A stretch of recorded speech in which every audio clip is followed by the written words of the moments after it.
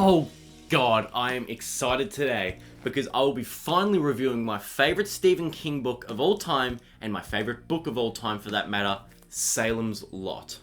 Now, I put Salem's Lot as my number one in my really crappy video of my top 10 Stephen King books, which I will redo sometime once I reach 50 Stephen King books. Don't worry, I will do it again.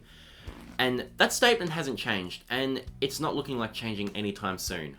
The reason why I waited so long to review my favourite book ever is because I actually wanted to just reread it again.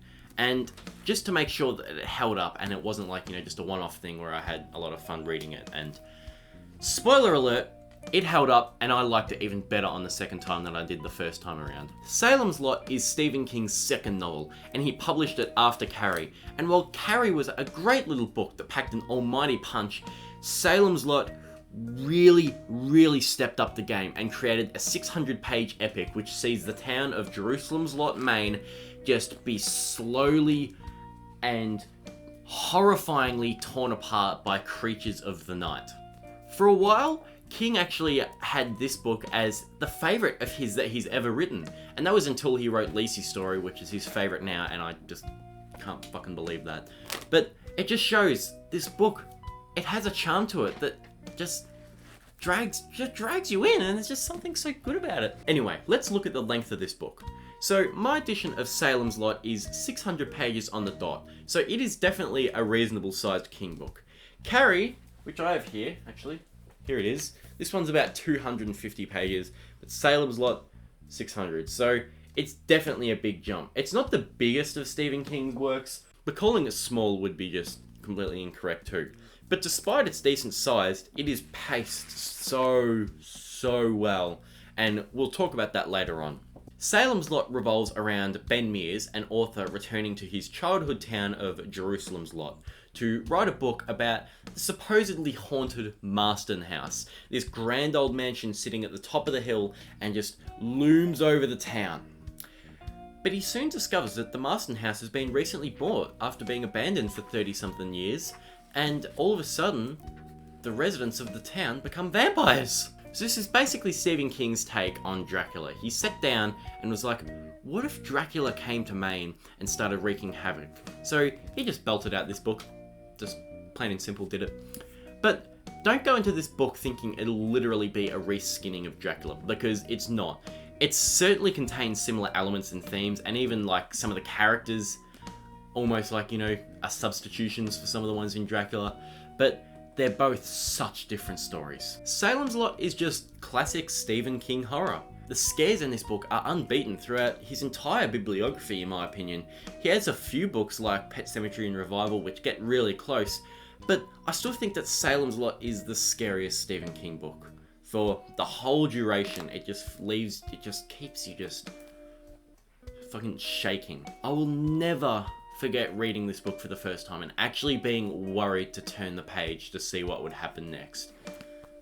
I think the only time that's happened about 3 or 4 times with reading books, and this is one of the books. And it didn't just happen once, it happens so many times in this book. The characters in this book are great too. I feel like not a lot of people like the characters in this book very much, and while I wouldn't put them along the same lines of The Losers Club or anything, they're all terrific, well-rounded, and interesting characters. I think what I like about these characters so much is that none of them feel special to me. They just kind of are everyday people of a small town, and that's what makes them feel so real. The villains of this story are very interesting, as it's kind of like a duo.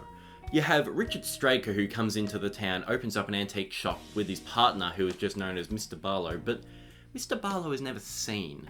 And Straker causes a bit of unease with everyone, but it's Mr. Barlow who is the true heart and soul of the terror in this book. Kurt Barlow is his full name, and he's this fucking bastard. And he's an ancient vampire who is one of the most vicious and bloodthirsty creatures that Stephen King has ever written about. Barlow doesn't show up too often in this book, but his presence is known throughout the entirety of it.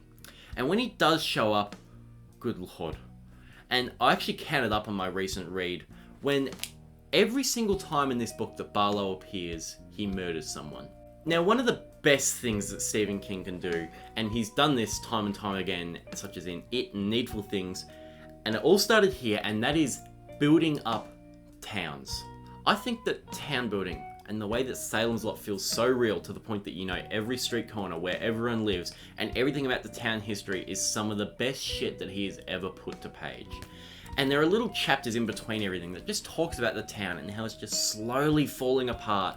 And those chapters are some of the scariest things he's ever written because they feel so real.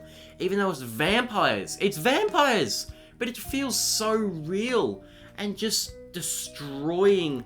It just oh my god, it's amazing. There is not a single thing that I would change about this book, and although I can certainly spot some flaws and it might not be as immaculate as his other books like Pet Sematary and The Stand, I love every single word in this book, and it'll probably always be my favorite book of his, and that's why Salem's Lot is going to get 100%. Thanks very much for watching this. I hope you enjoyed the book as much as I did, and it's really something else, and I'll see you all later. Bye.